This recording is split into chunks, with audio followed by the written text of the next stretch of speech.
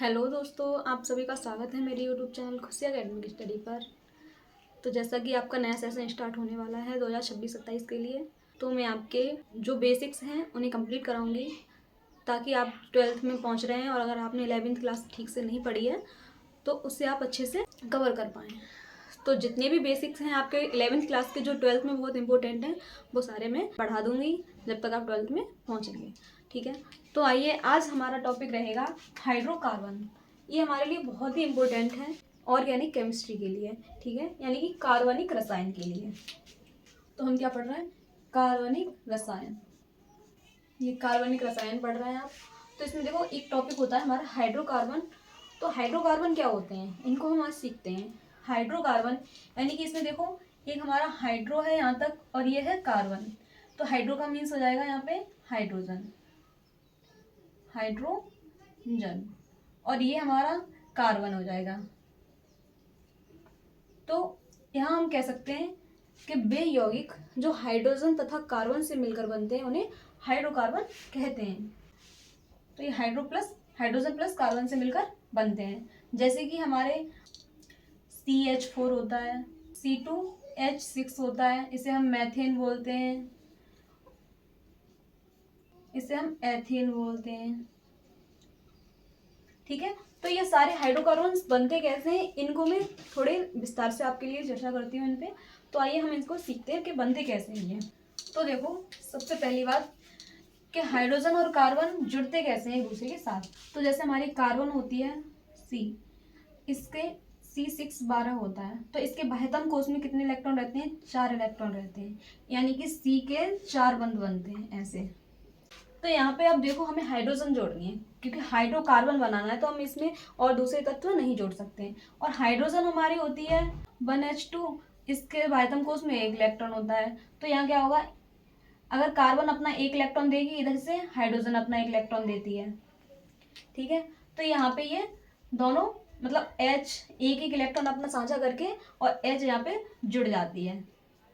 ठीक है, क्योंकि कार्बन ने अगर अपना 1 इलेक्ट्रॉन दिया तो हाइड्रोजन ने भी अपना 1 इलेक्ट्रॉन दिया, तो ये दोनों आपस में जुड़ जाएंगे। तो ऐसे हमारी ये हाइड्रोकार्बन बनते हैं। अब देखो हाइड्रोकार्बन होते हैं वो कितने प्रकार के होते हैं वो मैं डिस्कस करती हूँ।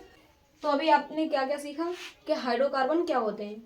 तो बे यौगिक जो हाइड्रोजन तथा कार्बन से मिलकर बनते हैं वे हाइड्रोकार्बन कहलाते हैं। तो देखो हाइड्रोकार्बन 3 प्रकार के होते हैं। हाइड्रोकार्बन कितने प्रकार के होते हैं? 3 प्रकार के होते हैं। पहले हमारे होते हैं एल्कीन, दूसरा होता है एल्कीन श्रेणी का, और तीसरे होते हैं हमारे हाइड्रोकार्बन एल्काइन। ये 3 श्रेणियां होती हैं हमारी हाइड्रोकार्बन की। तो ये 3 प्रकार के होते हैं हाइड्रोकार्बन। अब क्या होता है, जो एल्कीन श्रेणी के यौगिक होते हैं तो उनका सामान्य सूत्र होता है हमारा CnH2n+2। एल्कीन श्रेणी का होता है हमारा जो सूत्र, सामान्य सूत्र, वो क्या होता है CnH2n, और एल्काइन श्रेणी का होता है CnH2n-2। और इनके लिए एक अनुलग्न होता है, ये तो हमारा सामान्य सूत्र हो गया। दूसरा हमारा होगा अनुलग्न। अनुलग्न क्या होता है? अनुलग्न का मतलब आपने उपसर्ग और प्रत्यय तो सुने होंगे। तो उपसर्ग का मतलब क्या होता है? जो आगे लगते हैं, जो वर्ड आगे लगते हैं, और प्रत्यय का मतलब जो बाद में लगते हैं। तो जो प्रत्यय होता है वही हमारा एक तरीके से अनुलग्न होता है, यानी कि इसके अंत में जो शब्द लगा है वही हमारा अनुलग्न बनेगा। तो यहाँ पे एल्केन देखो सभी में आगे एल एल लिखा है ना, और आगे केन, कीन, आइन, तो यहाँ पे इसका अनुलग्न हो जाएगा एन, और इसे इंग्लिश में लिखते हैं ANE। फिर हमारा एल्कीन, तो इसका अनुलग्न होता है ईन, और इसे हम लिखते हैं ENE है। नेक्स्ट हमारा एल्काइन, तो यहाँ पे बनता है आइन, इसको इंग्लिश में लिखते हैं BY-NE। तो ये हमारे हो जाते हैं अनुलग्न। अब देखो हमें हाइड्रोकार्बन बनाना है, इसीलिए हमारे सामान्य सूत्र में C और H दिए हैं, क्योंकि कार्बन और हाइड्रोजन की आवश्यकता होती है। और N का मतलब यहाँ पे क्या है, जो ये N दिया है वो N बराबर हमारी एक प्राकृतिक संख्या है। और प्राकृतिक संख्या क्या होती है, जो 1 से स्टार्ट होती है, 0 भी नहीं शामिल होता है उसमें। तो ये हो जाएगी हमारी N बराबर 1, 2, 3 और इनफाइनाइट तक, कितना भी रख सकते हैं आप। नेक्स्ट है हमारा इन और आइन। अब देखो इसमें क्या होता है, एन बराबर हम 1 से नहीं रखते हैं कभी भी। यहाँ हमने एन वाले में 1 से रखा, लेकिन इन वाले में हम 2 से रखते हैं। कैसे रखेंगे, 2, 3, 4 डॉट डॉट डॉट इनफाइनाइट तक। ऐसे ही यहाँ पे एन बराबर 2 से रखेंगे, 2, 3, 4 और इनफाइनाइट तक। ठीक है, अब यहाँ पे 2 से क्यों रखते हैं और यहाँ पे 1 से ही क्यों रखते हैं, इसका रीजन भी मैं आपको बताऊंगी। लेकिन उससे पहले एक चीज देखिए आप, जो ये दोनों होते हैं, इन दोनों हाइड्रोकार्बन को हम क्या कहते हैं, असंतृप्त हाइड्रोकार्बन। असंतृप्त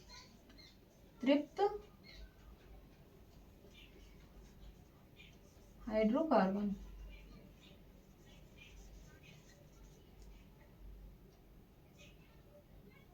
ठीक है, और ये जो हमारा है अकेला, इसको बोलते हैं संतृप्त हाइड्रोकार्बन।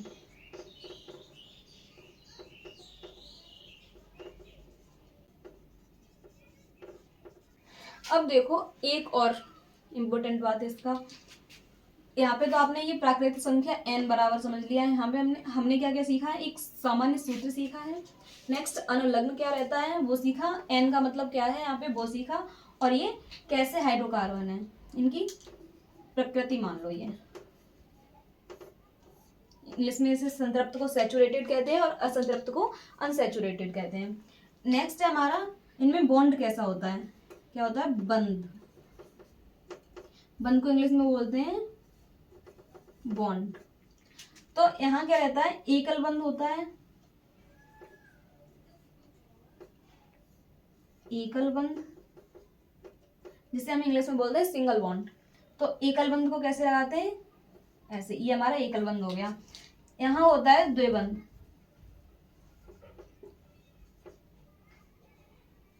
तो द्विबंध को हम ऐसे दिखाते हैं। और ये हमारा एल्काइन श्रेणी का जो यौगिक होते हैं वो होता है हमारा ट्रिपल बॉन्ड। ठीक है, तो इसे हिंदी में बोलते हैं त्रिबंध, और इसे हम ऐसे 3 बॉन्ड से दिखाते हैं। तो इसको नोट करिए। अब मैं आपको बताऊंगी कि ये संतृप्त कैसे होते हैं और संतृप्त और असंतृप्त में इनमें क्या डिफरेंस रहता है, और इनमें ये 1 बंद, 2 बंद और 3 बंद का क्या मीन्स है। और फिर इनको भी यूज करना बताऊंगी कि एन कैसे लगाते हैं, इन कैसे लगाते हैं, आइन कैसे लगाते हैं। ठीक है, और इनके ये सूत्र जो हैं इनका भी यूज बताऊंगी। तो आप इनको नोट करो और चलते हैं आगे। तो यहाँ देखो हमारे 3 सूत्र थे, क्या क्या थे, एल्केन का था CnH2n+2, और यहाँ पे एल्कीन का था CnH2n, और एल्काइन का था CnH2n-2। ये 3 हमारे सूत्र थे। तो यहाँ पे n का मान आपको पता ही चल गया, 1 रखेंगे, और n का मान यहाँ पे आपको चेंज करना है। अब देखो उसके लिए हमें कुछ चीज़ की ज़रूरत है कि अगर हमारे यहाँ पे n का मान हम 1 रखते हैं तो C 1 हो जाएगी, और अगर हमने n का मान 2 रख दिया तो हमारे C 2 हो जाएंगी, फिर n का मान 3 रख दिया तो C 3 हो जाएगा, है ना। तो यहाँ पे हमें इनके नाम पता होने जरूरी है। जैसे हमारा C1 है तो इसका नाम होता है हमारा मैथ, हमें केवल C1 को देखना हुआ करेगा, और n को हम, अरे H को हम अपने आप से उसके केवल C के नाम से वो एडजस्ट हो जाएगा। फिर हमारा C2, उसको हम बोलते हैं एथ, C3 को, C4, C5, C6, C7, C8, C9 और C10। तो ये हमारा हो जाएगा प्रोप। फिर है ब्यूट, 5 को बोलते हैं पेंट, 6 को हेक्स, 7 को हेप्ट, 8 को ऑक्ट, 9 को नॉन, और 10 को डेक। ठीक है, ये हमारे इसके नाम रहते हैं। तो देखो अब इसके बाद आपको बहुत आराम से और अच्छे से समझने की ज़रूरत है, तो पूरा फोकस यही रखना और इसको समझते हैं। यहाँ देखो अगर हम n बराबर 1 रखते हैं, n बराबर 1, ठीक है, तो क्या बनेगा हमारा C1, h हो जाएगा हमारा यहाँ पे 2n है तो 2, और अगर हम जो बीजगणित पढ़ते हैं उसमें 2n लिखा होता है, यानी कि ये चर और अचर पद होते हैं, तो ये दोनों अगर पास लिखे होते हैं तो इनके बीच का साइन होता है मल्टीप्लाई, यानी कि इनका गुणा होता है आपस में, है ना। तो यहाँ पे भी हमें क्या करना है, गुणा करना है, तो गुणा का चिन्ह लगाएंगे और n का मान 1 रखेंगे, और यही नीचे हमारा +2 है या नहीं। तो क्या होगा C1 और h, अब 2 का मल्टीप्लाई 1 से होगा तो 2 बचा 2 हो जाएगा, तो 2 प्लस यहाँ 2 है तो 2, फिर ये C1H4 हो जाएगा, 2 + 2 4 हो जाएंगे। तो यहाँ देखो 1 होता है, किसी के ऊपर पावर हो या मल्टीप्लाई में हो तो उसको हम दिखाते नहीं हैं, तो इस 1 को नहीं दिखाएंगे, तो हमारा ये क्या बन जाएगा CH4 बन जाएगा। तो ये 1 है, 1 C1 का मान नाम क्या होता है हमारा मैथ, और यहाँ अनुलग्न मैंने बताया था एन बताया था, तो ये हमारा इसका अनुलग्न हो जाएगा। तो अब अनुलग्न को हम इसके साथ, अनुलग्न को मैथ के साथ जोड़ेंगे, तो क्या हुआ मैथ धन एन, यानी इसे बोलेंगे हम मैथ प्लस एन, तो ये नाम बन जाता है मैथेन, ठीक है। और मैथेन का सूत्र हमारा क्या बनेगा CH4। ऐसे ही अगर हम एथ का बनाएंगे, जब हमारा फॉर्मूला बन जाएगा तो एथीन बोलेंगे, प्रोप को प्रोपेन बोलेंगे, ब्यूट के साथ एन को जोड़ेंगे तो ब्यूटेन, ऐसे ही pentane, hexane, heptane, octane, nonane और डेकेन। उसी प्रकार से देखो हमारा क्या था ईन, तो देखो अब हम इसका बनाएंगे एल्कीन श्रेणी का, ठीक है। तो यहाँ पे भी क्या रखना है हमें, सामान्य सूत्र इसका ये है, n बराबर हम क्या रखते हैं 2 रखते हैं, ठीक है। तो क्या होगा n का मान हमने रखा 2 और H 2 इंटू फिर n का मान रखा हमने 2, तो ये हमारा बनेगा C2H2, 2 2 जा 4, तो C2H4 बन गया, ठीक है। तो अब इसका नाम क्या होगा, देखो C2 पे क्या नाम आता है हमारा एथ, और अनुलग्न क्या है इसका ईन, तो क्या बन जाएगा हमारा एथीन, और यहाँ पे क्या होता C2H, यहाँ पे हमने n का मान 2 रखा और h का 2 इंटू n का मान 2 रखेंगे +2, तो ये हमारा क्या हो जाएगा, n का मान रखा यहाँ 2, तो 2 2 जा 4 + 2 6 हो जाएंगे, तो C2H6 बनेगा। तो यहाँ पे ये हमारा क्या बनेगा एन श्रेणी का, एल्केन श्रेणी का है तो एन अनुलग्न लगेगा, C2 का मान होता है एथ, तो एथेन हो जाएगा, ये क्या होगा एथेन, ठीक है। तो अब देखो ये भी 2 वाला है और ये भी 2 वाला है, लेकिन ये हमारा बना एथीन और ये हमारा बना एथेन, ठीक है। तो इन से हमें पता चला कि ये एल्कीन श्रेणी का है और इन से पता चला कि ये एल्केन श्रेणी का है। उसी प्रकार से हम यहाँ बनाएंगे, ये हमारा आइन होता है, ठीक है। तो यहाँ पे ये जो एल्काइन श्रेणी होती है उससे हम क्या लगाते हैं n बराबर 2 से ही मान लगाते हैं यहाँ पे भी, तो यहाँ हम बनाएंगे C2, n का मान 2 लगाया, H2 इंटू n का मान 2 रखेंगे माइनस n का मान 2 और -2, तो C2 2 2 जा 4 -2 हो जाएंगे, तो कितना बचेगा 2 बचेगा H2, ठीक है। तो ये भी हमारा 2 वाला है, तो C2 का नाम क्या होता है एथ, और इसमें हमें लगानी है आइन, तो इसका नाम बनेगा एथाइन। अब देखो एक चीज जो मैंने आपको बताया कि ये इसमें 2 से क्यों रखते हैं इन दोनों में और इसमें 1 से क्यों रखते हैं, है ना n का मान, तो यहाँ क्या रहता है, यहाँ आपको पता है ये डबल बॉन्ड है, ठीक, और ये आपको पता है ट्रिपल बॉन्ड रहता है इसका, और ये भी आपको पता है ये सिंगल बॉन्ड रहता है। तो इसकी हम बॉन्ड संरचना बनाएंगे, क्या करेंगे, इसको मानो चलो हम बॉन्ड संरचना बनाते हैं, तो C हमने रखा बीच में और C के कितने होते हैं इलेक्ट्रॉन 4, तो 4 हमने H लगा दी, ठीक है। तो देखो इसकी संरचना अच्छे से आ गई और सभी में सिंगल बॉन्ड है, क्योंकि ये सिंगल बॉन्ड होता है इसमें, तो ये सभी के बीच में सिंगल बॉन्ड दिख रहा है आपको। ऐसे अगर हम इसकी संरचना बनाते हैं तो 2C है, तो एक C बनाई सिंगल बॉन्ड, C से इसको जोड़ दिया, और फिर देखो H हमने 6 लगानी है, तो 6 लग जाएंगे, 1 H, 2, 3, 4, 5 और 6। तो इन दोनों सूत्र की ये संरचनाएं हो गई, बॉन्ड संरचना। और ये किससे क्या दिखाता है हमें? Single bond. तो देखो C के बीच में सिंगल बॉन्ड है, H के बीच में भी सिंगल बॉन्ड आ रहा है।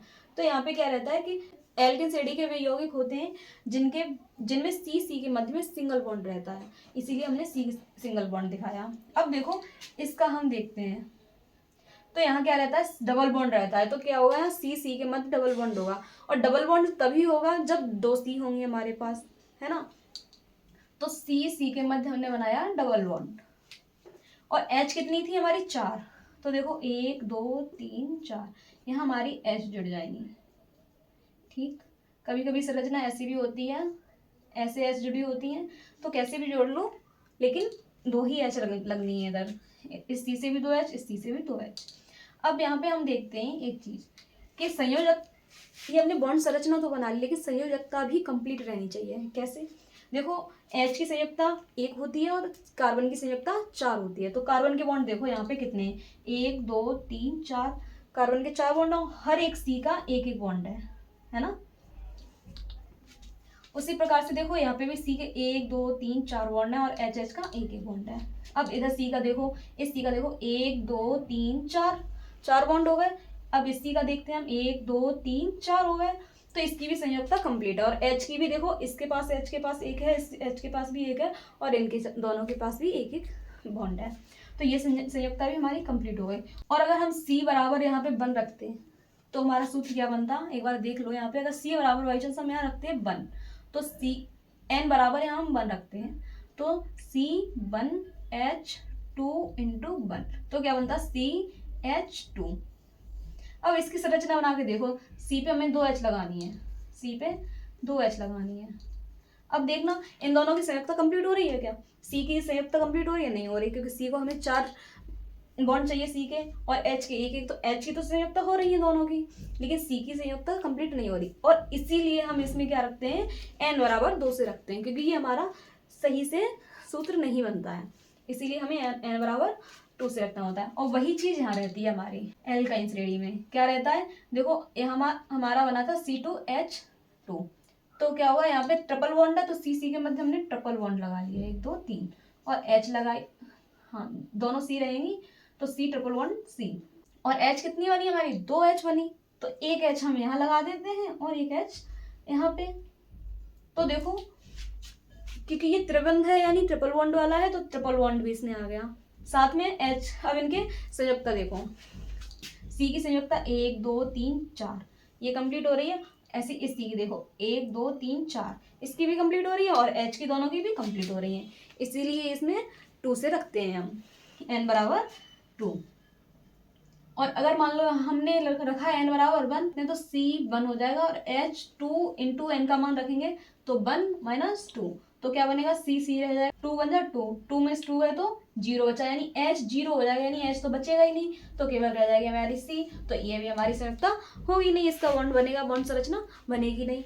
तो इन दोनों की यही वजह है कि N बराबर हम 2 से मान रखते हैं, और इसमें हम रखते हैं N बराबर 1 से। तो आपको ये सारे नाम याद कर लेने हैं, और जो मैंने पिछले बोर्ड पे दिखाया था आपको वो चीज़ काफ़ी अच्छे से तैयार करनी है। तो नेक्स्ट क्लास में मैं लेके आऊँगी इनकी बिंदु संरचना। बिंदु संरचना कैसे बनती है वो भी हम डिटेल में डिस्कस करेंगे, और इनका एक बार हम रिवीजन करेंगे।